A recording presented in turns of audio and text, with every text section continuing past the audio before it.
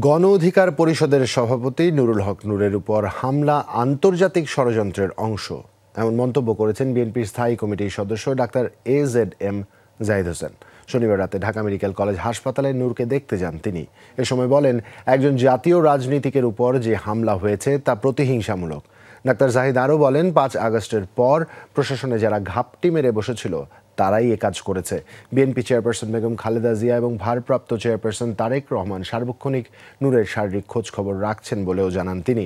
শুক্রবার রাতেই ওই হামলায় আহতদের সুচিকিৎসায় অন্তর্বর্তী সরকারকে সর্বোচ্চ ব্যবস্থা নেওয়ার আহ্বান জানান বিএনপির এই নেতা।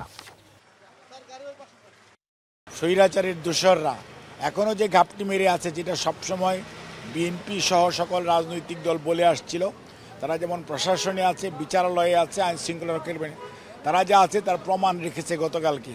এবং এইটি একটি অশ্বিনী সংকেত বাংলাদেশের গণতন্ত্রকে সুদূর পরাহত করার দেশীয় এবং আন্তর্জাতিক চক্রান্তের অংশ।